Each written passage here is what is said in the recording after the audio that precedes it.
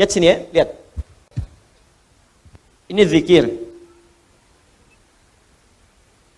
Tadi turunannya kata Al-Quran, orang berzikir, hatinya akan selalu tenang, cenderung tenang. Kecenderungan sukses tinggi. Bahagia. Sudah? Meningkat kecerdasan. Cenderung pintar. Bertambah pengetahuan. Bentuknya dua. Bisa mengerjakan perintah, bisa meninggalkan larangan. Ini tinggalkan, ini kerjakan. Do it, live it. If'al, la taf'al. Kerjakan, tinggalkan. Ini saya turunkan, tadi ada salat, kan? Ada interaksi dengan Al-Quran, ada puasa, dan seterusnya. Orang yang salat, maka dirinya cenderung tenang. Orang yang salat, cenderung sukses dalam hidupnya, bahagia. Makanya panggilan salat, panggilan kebahagiaan. Hayya 'alas shalah. Kenapa salat ya Allah? Hayya 'alal falah. Bahagia yuk. Sukses. Kan? Cenderung kemudian pintar. Makanya banyak orang di masa lalu itu, ya ketika dia akan mengerjakan soal-soal salat, Pak, Bu. Imam Al-Bukhari itu menuliskan Sahih Al-Bukhari selama 16 tahun. 97 pembahasan. Setiap pembahasan itu berapa banyak hadis? Kitabul Iman 57 hadis. Ada Kitabul Ilmi sampai Kitabul Tijarah, Kitabul Mari terus sampai Kitabul Jihad. Banyak sekali. Ya, itu setiap menuliskan satu hadis salat 2 rakaat. Dituliskan pertama di Masjid Al-Haram, disempurnakan di Masjid Nabawi, 16 tahun. Semua ulama-ulama kita itu mustahil mereka bisa menulis kitab, merumuskan sesuatu, inovasi, penemuan baru, kecuali pasti rahasianya ini. Salat Al-Quran, salat Al-Quran. Ada orang mengkaji Al-Quran, tiba-tiba menemukan penemuan. Ya, Ibnu Firnas baca surah Al-Mulk ayat 19. Ya, ketika membaca ayat itu, Allah awalam yarau ila tayri fawqahum saffatin wa yaqbidna ma yumsikuhunna illa rahman. Apa engkau tidak analisis, perhatikan bagaimana burung bisa terbang di udara dengan dia mengepak-ngatukan sayapnya, dijaga oleh Allah. Kalau enggak dijaga enggak bisa terbang. Maka dilihat, oh Allah berkehendak bisa terbang. Karena apa? Kepak-katup sayap. Dilihat, dianalisis, bikin modifikasi sayap burung, terbang, naik ke atas bukit, sampai bisa terbang 20 meter. Ngelihat ke bawah, jatuh, meninggal. Nah, betul, ketika meninggal dan meninggalkan karya yang kelak itu jadi prototipe pesawat terbang di kemudian hari.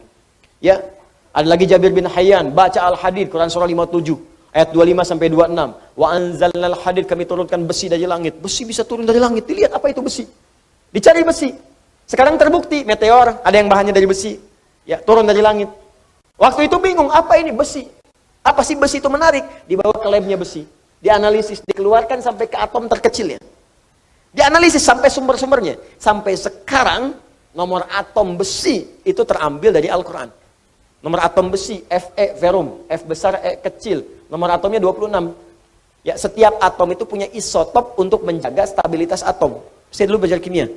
Ya. Nomor 55, 56, 57, 58. Ada 4 isotopnya. Yang paling stabil isotop nomor 57. Surah 57 ayat 25 sampai 26.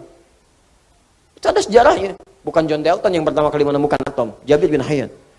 Ya, saya baca, kalau lagi kosong-kosong saya pergi ke toko buku. Saya beli itu buku kimia, buku fisika, matematika, latihan, lihat-lihat. Nggak tahu nanya. Buka YouTube, lihat, belajar. Saya baca, Pak. Ada anak mahasiswa datang, kamu dari mana? Kedokteran, Ustaz. Mau belajar apa? Ini, kamu bawa modul kamu kedokteran semua ke sini. Terangkan pada saya baru ajarkan pada kamu pengetahuan yang kamu inginkan. Jadi saya senang belajar. Baca. Dan ketika kita pelajari, ternyata semua relasinya dengan Islam itu tinggi. Ya, saya sering bahas, fisika juga banyak kaitannya. Fisika itu paling banyak. Karena fisika itu kaitan dengan metafisik. Metafisik paling tinggi itu ya belajar agama. Agama itu ya Islam.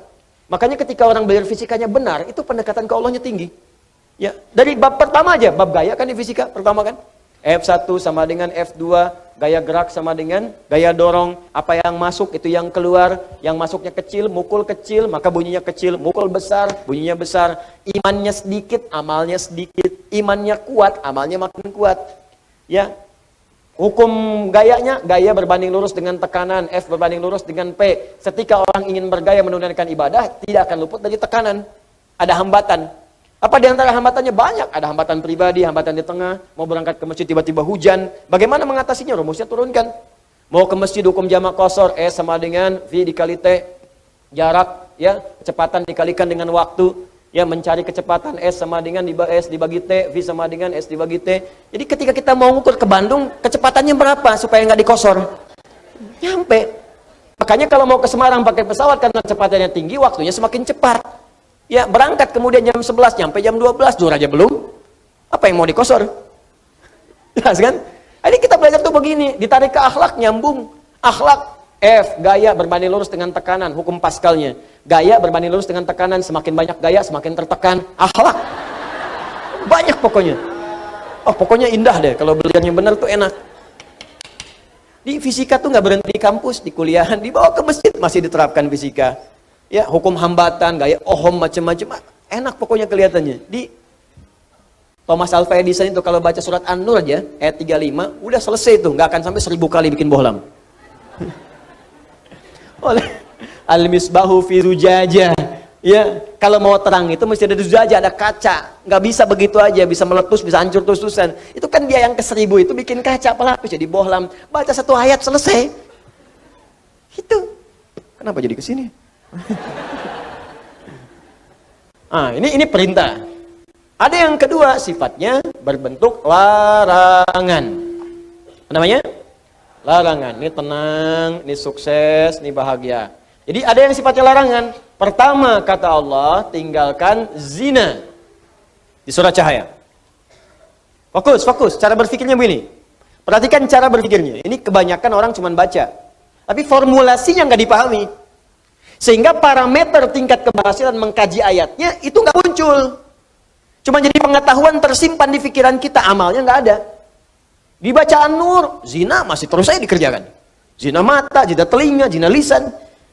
Ya, bacaan Nur, ada yang korupsi, ada yang mencuri, ya, ada yang menipu, ada yang nyogok. Padahal ayatnya jelas. Maka dari itu, lihat perbandingan terbaliknya. Orang mengerjakan perintah akan meraih ini.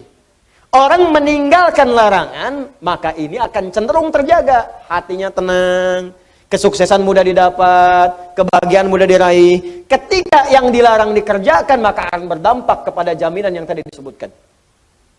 Zina, ketika zina dikerjakan, maka cenderung membuat hati tidak tenang. Makanya orang yang berzina nggak pernah tenang. Makanya zina dalam bahasa Arab, secara bahasa, az-zina. Zina fil lughati asy-syu'uru bid-dhiq. Makna zina secara bahasa yang pertama adalah perasaan yang sempit dalam jiwa. Zina itu bisa ditulis dengan dua cara. Begini, zai, kemudian nun, alifnya ke atas, ini bahasa orang Najdiyin, zina. Ada bahasa orang Hijaz, zai, kemudian nun, alifnya ke bawah begini, zina. Ya. Bisa ditulis dengan dua cara. Ini alif yang tadi saya sebutkan, alif. Bisa begini, tegak, bisa begini, ke bawah. Az-zina fil lughati lahu ma'anin katsirah wa minha asy-syu'ur bid-dhiq. Zina secara bahasa memiliki banyak arti. Di antara makna yang paling populer yang pertama adalah perasaan yang sempit di dalam hati. Makanya orang yang berusaha untuk berzina, awas hati-hati, melanggar ketentuan Allah, kata Allah tinggalkan dia kerjakan. Itu pertama akan menyebabkan hatinya terasa sempit. Sering gelisah. Makanya jangankan mengerjakan yang secara istilah, benar-benar dikerjakan hubungan seksual. Baru mau muqaddimah saja, mata mau melihat gambar-gambar yang kotor, itu karena hatinya sempit, gelisah, gak mau ketahuan orang.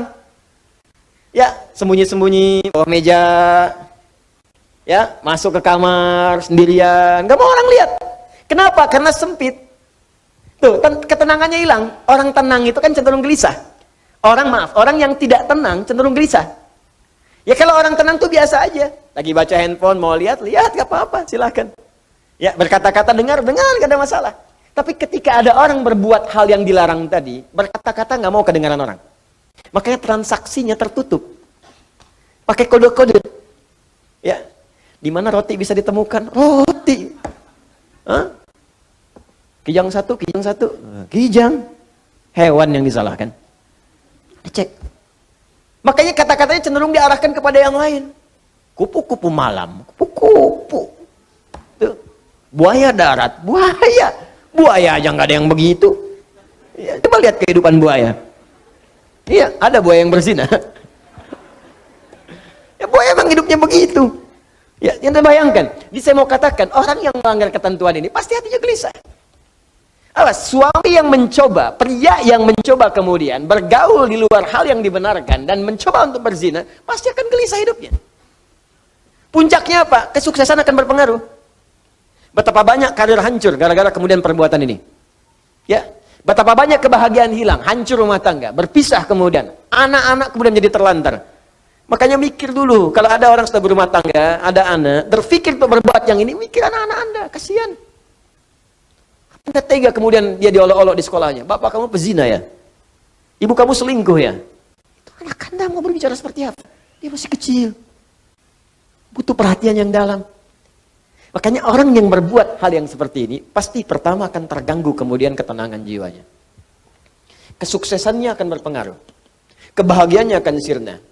Dan yang paling dahsyat adalah, biasanya, ini akan fatal. Berpengaruh kepada kecerdasan dan yang lainnya.